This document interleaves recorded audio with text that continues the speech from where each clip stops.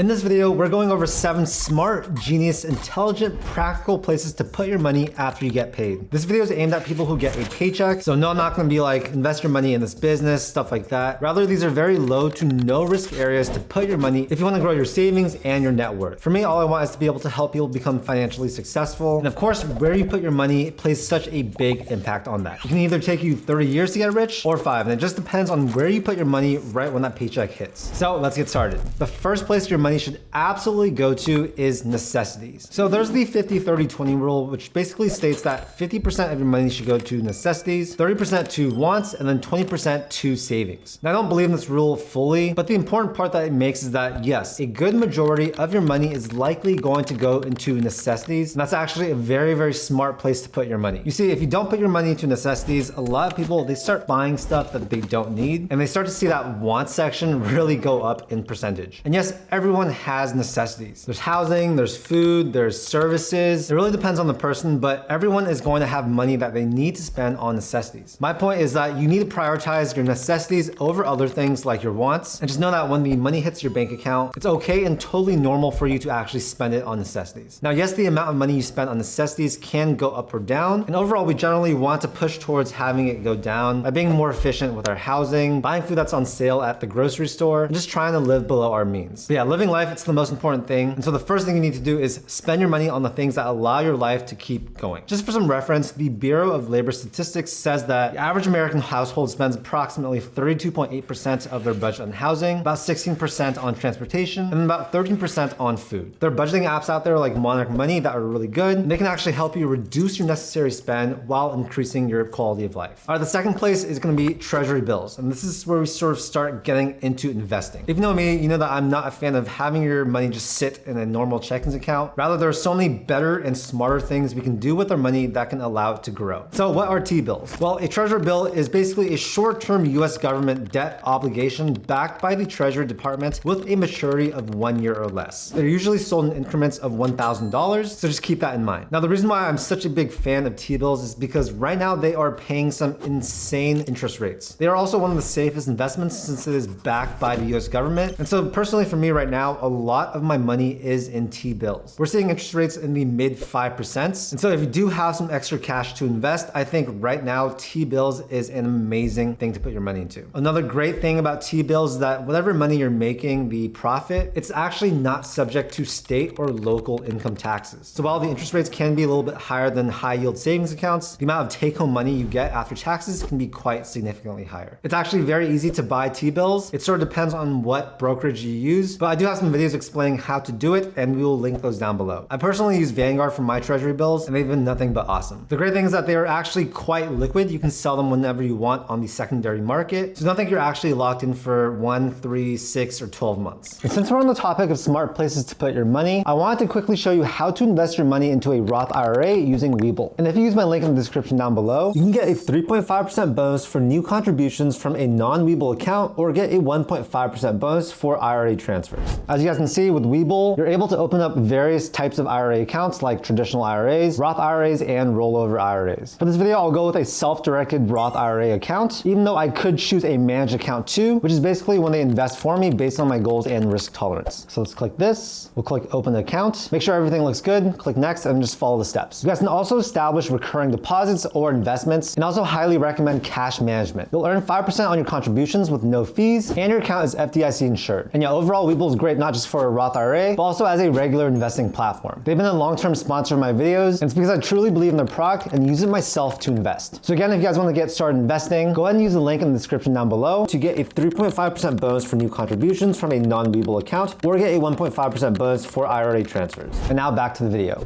The third place your money should go after getting your paycheck is a high yield savings account. Now, the main difference why a high yield savings account is much better than a normal savings account is because the interest rate is going to be a lot higher. Personally, right now, my favorite high yield savings account is going to be SoFi. As I'm making this video, they're paying like 4.6% APY, which is really, really good. It's not as high as a treasury bill, but having a savings account like this, it's a lot easier. Unfortunately, any money you make is subject to state and local taxes as well as federal taxes. So that's why I tend to prefer treasury bills. But for most people, it's a lot easier to manage a high yield savings account. SoFi is actually running a promotion. If you guys use my link, you guys can get a bunch of free money for signing up and making your first deposit. deposit. So I will have that link down below. But yeah, anytime you have money just sitting in your bank account, you want to make sure that it is in a high yield savings account. Yes, there is some money that should be in a checkings account, which we will talk about at the end of this video. But if you have money that you don't need to spend within the next few weeks, a high yield savings account is going to be a great place to put it. The thing is that putting your money into these types of accounts really prioritizes investing. You can sort of view it as a piggy bank, which makes it a little bit harder for you to access the money, which in this case is actually really good because it makes us not spend on splurges and things that we don't actually need. So all you gotta do is go to the link down below, click open an account, fill in your information, click next, and you'll have an awesome high yield savings account. Place number 4 is gonna be putting money into your own hobbies. And I don't hear this that much, and I do think it should be prioritized a lot more. So let me explain. In my personal experience, investing into your own hobbies gives you a better life with way more fulfillment and allows you to build skills that you can eventually monetize through some type of side hustle or a business. Now let's focus on the 2 aspects. And the first is just quality of life, right? It's called a hobby for a reason. It's because you love doing it. I really do believe that the more things we do that we love doing, the better we feel, the more happy we are. And yeah, just life is so much better when you're doing things that you actually enjoy doing. So you guys get that paycheck, it's probably at a job that, you're okay about, you don't really love it. And that's why it's so important for you to come home and actually do hobbies that you enjoy doing. The second aspect, like I said, is going to be actually skill development. Most hobbies involve some type of skill, and the thing is that for most skills, there is a way to monetize it. Yes, a lot of people say, hey, I don't want to actually monetize my hobby because it's gonna make it not fun. But there are a lot of hobbies out there that I think you can monetize, but you will still continue to enjoy doing. For example, I was a photographer for a long time. That started off as a hobby, but after I graduated college, photography is really what got me by. I was able to make a pretty good income doing a high value skill like that, and eventually led me to making hundreds of thousands of dollars. Now with every hobby, I do recommend pairing it with your own website or blog. I think this is a great way to have accountability and to actually show off your skills. And so that's another thing I recommend doing. Everyone with any type of hobby should have some type of website or blog. I have made a website for pretty much every single hobby I've had in my life, and that has really helped me out. My favorite website builder is Hostinger. It's super cheap. We worked out a great deal for you guys. So if you do want to use that link down below, you can build up to 100 different websites for well under $3 per month. In my opinion, it's the most affordable, but also quality website building service that exists. So overall, I think investing your money into things that you love doing, especially if they can start building a skill for you that can turn into a side hustle in the future, that's a very smart way to spend your money. Number 5 is gonna be real estate. Now, many of you guys watching this video may not have enough money to actually go out there and buy a whole house, but I do think it should be on everyone's radar, and there are some pretty affordable ways to get into real estate investing without putting down a ton of cash. For example, you can house hack, and that basically means you buy a house and then rent out a bunch of the rooms to other people. This should effectively make your housing payments close to zero if done right, and allows you to build equity in the house and get appreciation in the house without having to shoulder a huge mortgage payment. There's also ways to invest with other people combined, so basically real estate crowdfunding or investing in REITs, real estate investment trusts. These can be great ways for the average American to actually start getting invested in real estate and hopefully buy their own properties later on in the future. I personally am very glad that I started putting my money into real estate. I have one condo that I have a ton of equity in, and you sort of want to view it as a forced savings account that takes advantage of leverage. Number 6 is you want to put a portion of your money into a checking account. The reason why a checking account is important is because the money is immediately accessible, meaning you can swipe a debit card and you'll be good. Now, I don't recommend debit cards for most people, but that's a story for a later time. But yeah, for me, I always have a small chunk of money within a checking account. I use that account to pay bills, other necessities, and yeah, it just doesn't make sense for you to have all your money within a savings account and have to continually transfer to that checking account. It just takes too much time, and it's not something that you probably want to do. While I don't think that your entire emergency fund should be in your checking account like some people say, I think having at least a few $1,000s within your checking account is appropriate. Of course, your money is not going to earn any interest, unlike the high yield savings account or treasury bills, but it does give some peace of mind knowing you can spend that money right away. For me, it doesn't really matter what checking account I use as long as it's from some type of reputable bank. And so any bank with a physical location or even any of those big online banks, they should be good. Okay, number 7 on your list is finally going to be discretionary spending. So these are your wants. There's no person out there who I would recommend never spending money on things that they actually want. And the reason is because life is actually pretty short. There's so many things that are fun to do which are not necessities. You can't take your money with you, of course. goals. And yeah, that's why I think everyone should at least portion off a little bit of their money to spend on things that are fun, which don't really make financial sense. Of course, this channel is really about financial success, so I will say the majority of your money should go into the other things on this list, but there is a portion that should be spent on things that,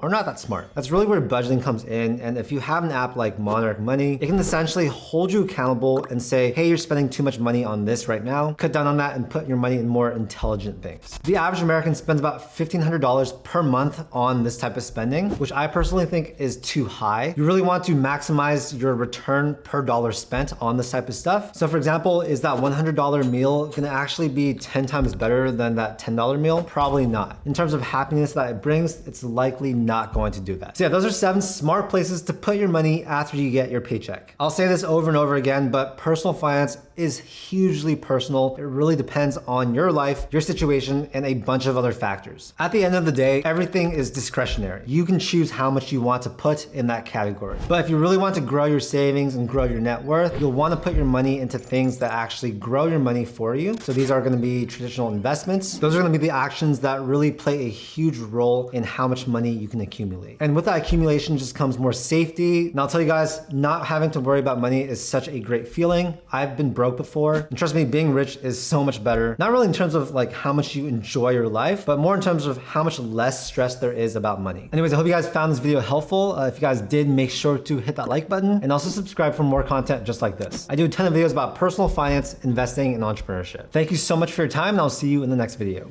Peace.